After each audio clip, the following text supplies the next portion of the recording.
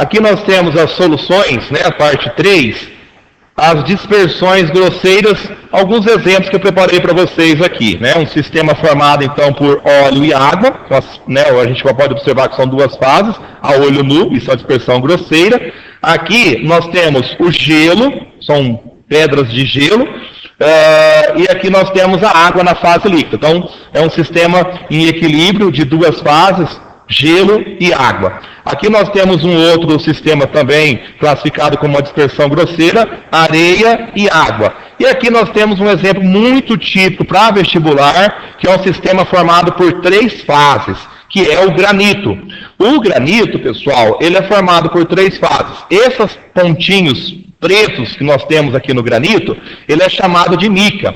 Os pontinhos vermelhos já é chamado de feldspato. E tem alguns pontinhos brancos aqui também, que é chamado de quartzo. Então o granito é um sistema trifásico, formado por 3 fases. Pontinhos pretos mica, vermelho feldspato e o branco é o quartzo.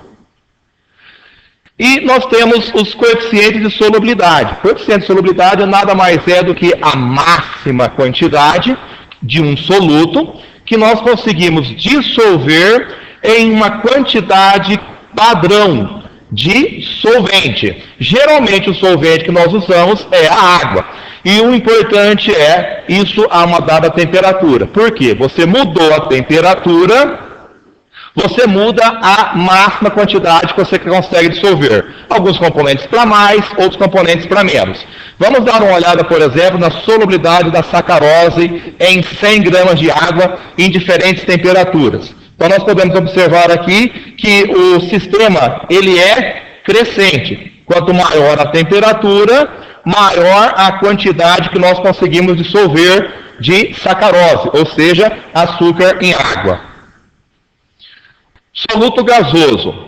Em solutos gasosos nós temos um exemplo muito típico, né, que é quando você abre uma coca, né, um refrigerante, e ele está quente. Ou seja, a temperatura, ela influencia na quantidade de gás carbônico que você consegue dissolver. Em temperaturas mais baixas, nós conseguimos dissolver uma quantidade maior de gás carbônico. Em temperaturas mais altas, a quantidade de gás carbônico que é dissolvido é menor. Por isso, quando você abre uma coca ou um refrigerante qualquer quente, a tendência é que o gás escape, consigo ele leva uma parte do refrigerante, que é o que vocês estão vendo nessa imagem.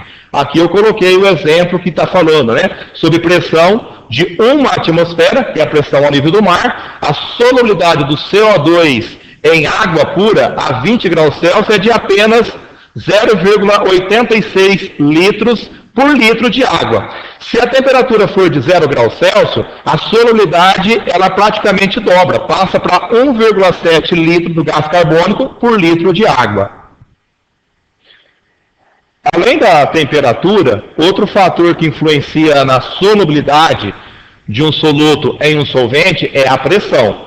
Eu coloquei um exemplo para vocês aqui, o coeficiente de solubilidade de um gás, né, em um líquido.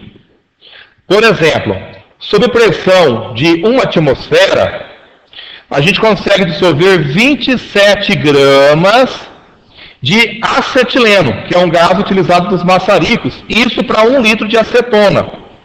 Agora, se a pressão for para 12 atmosferas, podemos dissolver até 320 gramas do mesmo componente para cada litro de acetona. E solutos sólidos. Bom, para solutos sólidos, para uma solução onde o soluto sólido ou um líquido, em um solvente líquido, a temperatura ela poderá tanto aumentar como diminuir o coeficiente de solubilidade que nós estamos falando. Agora, a pressão nesses tipos de soluções, ela não influencia em praticamente nada na solubilidade do soluto, tanto do soluto sólido ou do soluto líquido em um solvente líquido. Bom, pessoal, e isso é só no nosso Q1 que fala sobre soluções.